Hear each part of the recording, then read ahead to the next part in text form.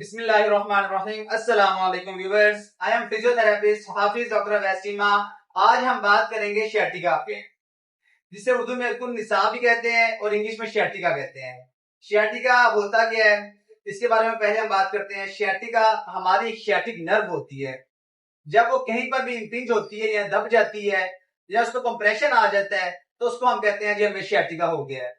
अब शियाटिका के सिम्टम्स क्या होते हैं? हमारी कमर से जो दर्द है वो टांग में जा रही होती है। कमर की दर्द या तो टांग में जा रही होगी या अभी कमर की दर्द इस हिस्से में आ रही होगी। अगर तो इस हिस्से तक आ रही है तो फिर वो मस्कुलर शियाटिका है। अगर आपकी ये दर्द पूरी टांग में जा रही है और खिंचाव भी है साथ, तो आपको फिर डिस्क बल्ज का मसला है। तो अब इसमें हमारे पास जो कॉजेज हैं उसकी हम बात करेंगे। हमारे पास जो मेन कॉजेज हैं, जो मोस्ट कॉमन कॉजेज हैं, एक वो डिस्क बल्ज है और दूसरा मस्कुलर कॉज होता है। डिस्क बल्ज तो आपने अक्सर भी सुना होगा, किसी को चोट लगी है कमर पे तो उसकी डिस्क बाहर आ गई है, कोई वजन उठा लिया जोर से उसकी डिस्क बाहर आ गई है, तो उस डिस्क के बाहर आने की वजह से जो हमारी नर्व गुजर रही होती है वो उसको दबाती है। जब वो दबाती है जो सिम्टम्स होते हैं हमारी टांग के अंदर जाना शुरू हो जाते हैं। अब दूसरी इसकी रीजन है मस्कुलर। अब मस्कुलर हमारे पास यहाँ पे एक पट्टा पड़ा होता है, मसल होता है पिरिफॉर्मिस। जब वो नर्व यहाँ से गुजर के उसके बीच से गुजरती है तो वहां पे वो दब जाती है, प्रॉपर गुजर नहीं सकती है। जब वो नहीं गुजर रही होती है उसमें दबाव आता है तो उसकी वजह से हमारे यहाँ पे सिम्टम्स आना शुरू हो जाते हैं। ये तो हो गए इसके कॉज।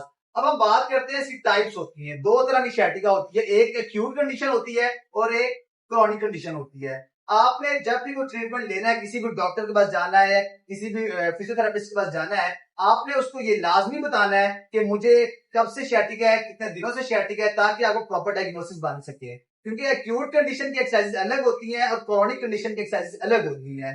अक्सर हमें पेशेंट कंप्लेन करते हैं जी हमें इतनी देर हो गई है शियाटिका है और हमारे सिम्टम्स खत्म नहीं हो रहे हैं। वो जब वजह देखी जाती है वो यही होती है कि क्रॉनिक कंडीशन वाली एक्सरसाइज वो एक्यूट में कर रहे होते हैं और एक्यूट वाली वो क्रॉनिक में कर रहे होते हैं। तो इसका आपने लाजमी ख्याल रखना है कि जब भी किसी डॉक्टर के पास जाएं उसको लाजमी आपने बताना है कि आपको कितनी देर से शियाटिका है।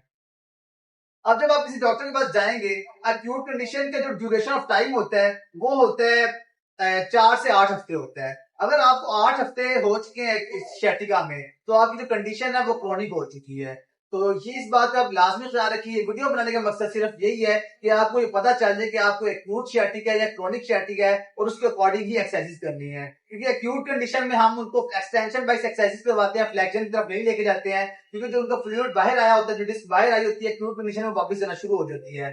बट क्रॉनिक कंडीशन में जो डिस्क बाहर आई होती है वो वापस नहीं जाती है अंदर, तो उसकी वजह से हम उनको फ्लेक्शन वाइज एक्सरसाइज करवाते हैं, एक्सटेंशन वाइज एक्सरसाइज नहीं करवाते हैं, ताकि उनके सिम्टम्स वो रिलीफ हो। तो इस वीडियो बनाने का मकसद सिर्फ यही था कि आपको प्रॉपर पता चल जाए कि आपको एक्यूट कंडीशन है या क्रॉनिक कंडीशन शियाटिका है।